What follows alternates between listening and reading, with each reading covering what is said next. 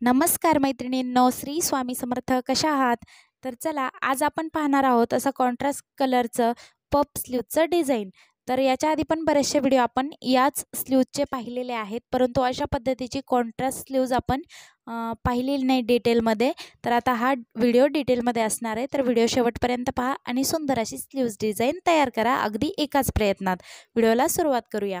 तर सगळ्यात अगोदर बाहीचं कटिंग नॉर्मली जसं आपण करतो तसं एकदा आपल्याला करून घ्यायचं आहे. मध्ये जो आपण पफ देणार आहोत तो किती इंचचा तुम्हाला द्यायचा आहे त्या पद्धतीने तुम्ही द्यायचा आहे. मी आडवा 2.5 इंच आणि उभा 5 इंच असा देणार आहे. अशी तिरकी रेषा आखून घ्यायची आणि इथे कट करून घ्यायचं. हे जे कट केलेलं कापड आहे, आता एवढा पफ आपल्याला बनवायचा आहे कॉन्ट्रास्ट कलरच्या कापडाचा. तर जेव्हा आपल्या बाहीला कापड कमी असतं तेव्हा तुम्ही अशा पद्धतीचं साडीतून कापड काढून अशा पद्धतीची स्लीव्ज डिझाईन बनवू शकता, जर कस्टमरची इच्छा असेल की अशीच बाही डिझाईन बनवा तर आता काय करायचं आहे, इथे शिलाई मारून घ्यायची समोरच्या बाजूने. त्यानंतर असं सिक्युअर करून घ्या पिनने आणि इथे एक शिलाई देऊन घ्या. हे आपण उलटवून घेणार आहोत म्हणजे वरती टिपा वगैरे दिसत नाहीत. अगदी व्यवस्थित आणि फिनिशिंगमध्ये ही स्लीव्ज तयार होते. आता मधलं कापड कट करून घ्यायचं. इथे कट लावायला अजिबात विसरायचं नाही, कारण बाही आपल्याला इथे पलटवून घ्यायची आहे. पिन काढून घ्या. त्यानंतर अशा पद्धतीनं बाही बाहेर काढून घ्या. ओके. तर अतिशय सुंदर अशी पहा, म्हणजे कुठेही आपली टिप वगैरे बाहेर राहणार नाही आणि अगोदरच हे जे पिसाचं जे टेक्स्चर आहे, मेन कापड जे आहे आपलं ते एवढं म्हणजे त्याचे धागे निघत आहेत. तर त्यासाठी अगदी व्यवस्थितच आपल्याला या बाहीचं स्टिचिंग करायला लागणार आहे. तर अशा पद्धतीने सगळीकडून आता आपण शिलाई मारून घेऊ. जी आपली बेसिक बाही आहे ती तर इथे रेडी झालेली आहे. याच्यानंतर आपल्याला पफ रेडी करून यामध्ये जोडायचा आहे. तर इथपर्यंत तुमच्या लक्षात आलंच असेल की बेसिक बाहीचं कटिंग करून घ्यायचं. त्यानंतर जो 2.5 इंच आणि 5 इंचचा मी तुकडा काढला तशा पद्धतीनं कट करून घ्यायचा. त्यानंतर बाही अशी फिनिशिंगमध्ये जोडून घ्यायची आणि मग आपला पफ तयार करून जोडायचा आहे.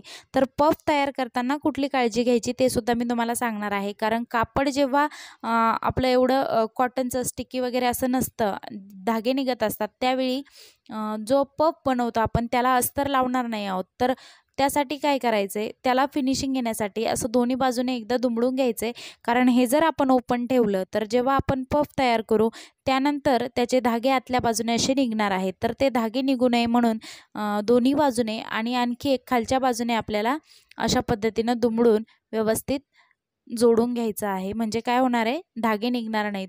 तर तुम्हाला जर मोठा हवा असेल पफ, तुमच्याकडे कापड अवेलेबल असेल, तर मी 5 इंचचा घेतलेला आहे उभा, तर तो तुम्ही 6-7 इंच कितीचाही घेऊ शकता, जेवढं तुमच्याकडे कापड अवेलेबल आहे. परंतु माझ्याकडे कापड कमी होतं म्हणून मी छोटासा पफ इथे घेतलेला आहे.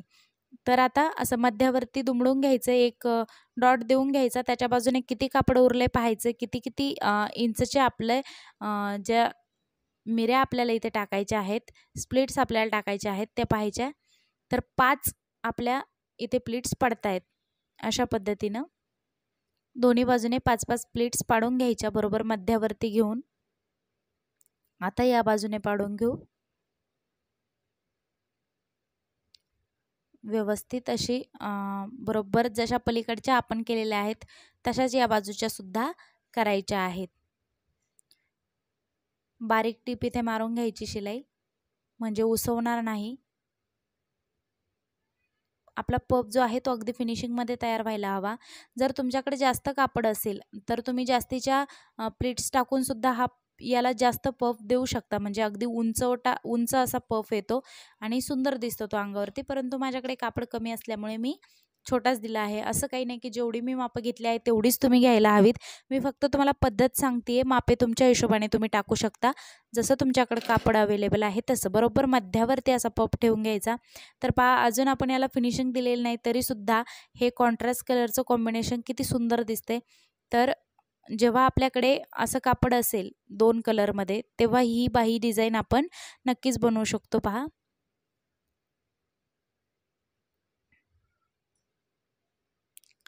छान असे टीप मारून घ्यायची इथे शिलाई. बघा, जेवढं आपलं जे कापड आहे तेवढा पफ आपला रेडी व्हायला हवा, जेवढं कापड आपण अगोदर काढून घेतलेला आहे तुकडा. आता वरती लेस लावूया. इथे लेसने लूक येतो सुंदर आणि ज्या शिलाई आहेत त्या पण झाकल्या जातात, म्हणजे छान लूक येतो अजून. तर तुम्ही इथे गोल्डन कलरची सुद्धा लेस लावू शकता, कारण काठ गोल्डन आहे.